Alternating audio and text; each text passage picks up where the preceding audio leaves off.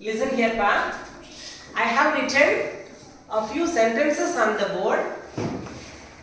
You try to find the solution. Find the answer. First sentence பாருங்க.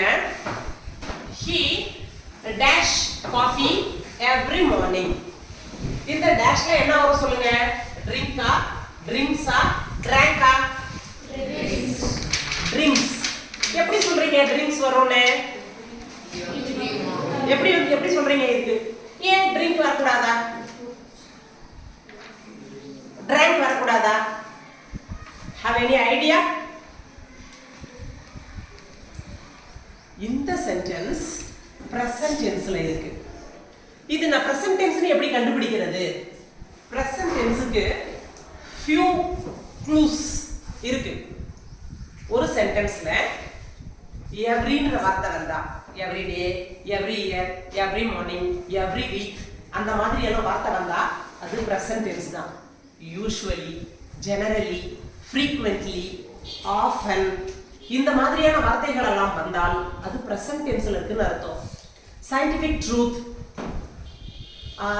habitual actions, proverbs பழமொழிகளை சொல்லும்போது, அறிவியல் உண்மைகளை சொல்லும்போது, வழக்கமாக நடைபெறும் நிகழ்வுகளை சொல்லும்போது, மாறாத உண்மைகளை சொல்லும்போது present tenseன்னு அர்த்தம். இப்போ இந்த சென்டென்ஸ்ல every morning இருக்கு. இந்த சென்டென்ஸை பாருங்க. தினம்தோறும் காலையில அவன் காபி குடிக்கிறான். தினம்தோறும் அவன் காலையில அப்ப டெய்லி நடக்கும் அந்த ஆக்ஷன். அப்ப அது present tense. வழக்கமா நடந்தாலே என்ன அர்த்தம்? கண்டினியூஸா ஒரு செயல் வழக்கமா நடந்துட்டே இருக்கும் அப்படின்னா present tenseல தான் சொல்லணும். இந்த டேஷ்ல ட்ரிங்க்ஸ் வரும். நீங்க சொன்னது கரெக்ட். ஆனா உங்களுக்கு எக்ஸ்பிளைன் பண்ண தெரியல. எப்பவுமே ஒரு பதில் சொல்றோம் அப்படின்னா ஏன் எதற்குன்ற கேள்விக்கு பதில் சொல்ல தெரியணும். நீங்க ட்ரிங்க்ஸ் சொன்னது ஓகே. எப்படி ட்ரிங்க்ஸ் அப்படின்னா இந்த சென்டென்ஸ்ல subject he. First part of the sentence he. He first person or second person or third person ஆ? அவ்வளவுதான். third person singular. உங்களுக்கு இது அப்படியே தமிழ்ல இருக்கு. தன்மை, முன்னிலை, படர்க்கை. I, நான். First person you, நீ. Second person he, she, it, names எல்லாம் வந்தா third person. இங்க he இருக்கு. third person singular. அப்போ verb கூட so, eso, ieso நம்ம சேர்க்கணும். verb plus s அல்லது es அல்லது ies அப்படினு வரணும். இது singular plural method நீங்க பாத்தீங்கன்னா உங்களுக்கு புரியும். எங்க s சேர்க்கணும், es சேர்க்கணும், ies சேர்க்கணும் singular pluralல சொல்லிருக்கேன்.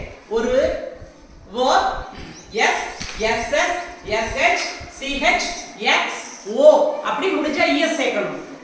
இப்போ இங்க பாருங்க. drink ஐயா இருந்தா drink, I drink. இங்க he வந்திருக்கு. drinks என்பதுதான் சரி. he drinks. இதுல ரெண்டு க்ளூ இருக்குமா? every morning அப்படின்றதுனாலே நான் present tense னு கண்டுபிடிச்சிட்டேன். இங்க verb என்ன வரணும்? ஆக்சுவலா base verb வந்து drink தான். verbன்றது drink தான். third person singular இருக்கிறதுனால நான் drinks னு போட்டுருக்கேன். புரிஞ்சுதாமா? சரி. next question பாரு. the sun dash in the east. rises rising rise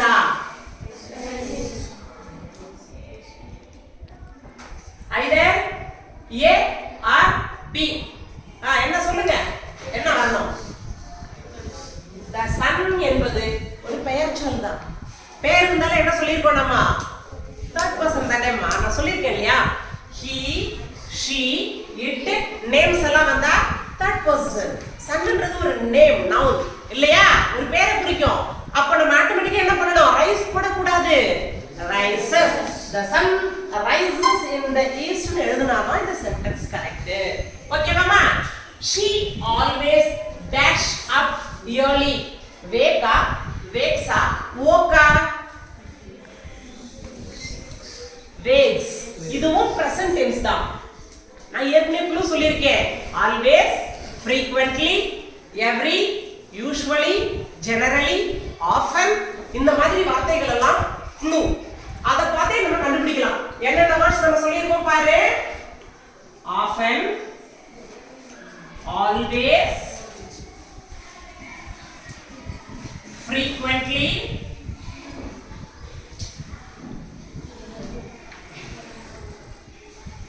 generally, இந்த every அதுதான் இன்னும் முக்கியமான வார்த்தை. everyன்ற வார்த்தை வந்தாலே அது உடனே present tense-ஆ தான் இருக்கும். இப்போ இங்க always வந்திருக்கு. sheன்றது third person. அப்ப என்னமா வரணும்? wake-ஆ, wakes-ஆ, woke-ஆ? very good. she wakes. இந்த ட்ரிக் எல்லாம் என்ன தெரியுமா யூஸ் ஆகும்? நீங்க காம்படிட்டிவ் எக்ஸாம் எல்லாம் எழுத போகும்போது ஜெனரல் இங்கிலீஷ் அட்டெண்ட் பண்றீங்கன்னா டெட் டிஆர்பி எல்லாம் எழுதும் போது இந்த क्वेश्चन உங்களுக்கு தெரியும் போது யூஸ்ஃபுல்லா இருக்கும். எரர் ஸ்பாட்டிங் ஒரு क्वेश्चन வரும் 10th-க்கு. அந்த क्वेश्चन நீங்க ஹேண்டில் பண்றதுக்கு உங்களுக்கு ஈஸியா இருக்கும். அப்ப என்னமா எழுதுறோம் இங்க she always plays. very good. இங்க I play cricket-ஆ, plays cricket-ஆ, playing cricket-ஆ? plays-ஆ? playing. very good. playing வராதுன்னா ஒரு verb கூட ing சேர்க்கணும்னாலே am is are முன்னாடி இருந்தா தான் நீ ing சேர்க்க முடியும். am is are, was were or shall be இந்த மாதிரி பேஸ் ஃபார்முலால உங்களுக்கு நான் சொல்லி கொடுத்திருக்கேன் ஏற்கனவே. I am அப்படினு இருந்தா playing வரலாம். they are அப்படினு இருந்தா playing வரலாம்.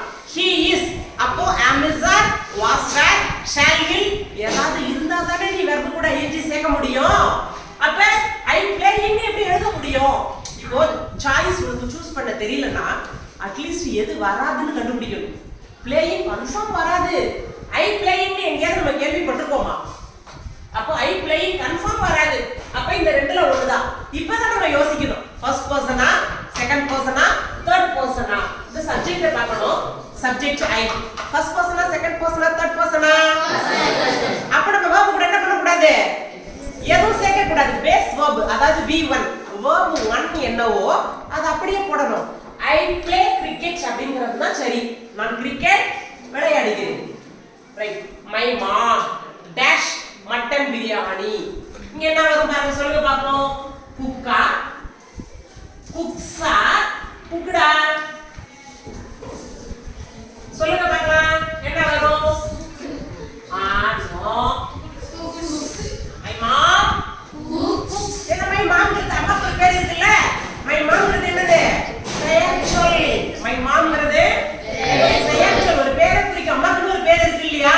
அப்ப நம்ம என்ன யூஸ் பண்ணணும்? third person. இதையே past tense my mom cooks பிரியாணின்னு எழுதலாம். அது past tense ஆ இருந்தா இதுவும் கரெக்ட் தான். அது past tense ஆ இருந்தா இப்போ நம்ம present tense பார்த்துட்டு இருக்கோம். past ஆ இருந்தா my mom cooked மட்டன் பிரியாணினா எங்க அம்மா மட்டன் பிரியாணி செஞ்சாங்கன்னு அர்த்தம். செய்தாங்க இப்ப இல்ல, செஞ்சாங்க. புரியுதா? First person, second person, third person வரும்போது ஒரு சேஞ்சஸ் வரும். ஒரு சென்டென்ஸை பார்க்கும்போதே அது பிரசன்ட் டென்ஸா நம்மளால கண்டுபிடிக்கிறதுக்கு நமக்கு க்ளூஸ் இருக்கு.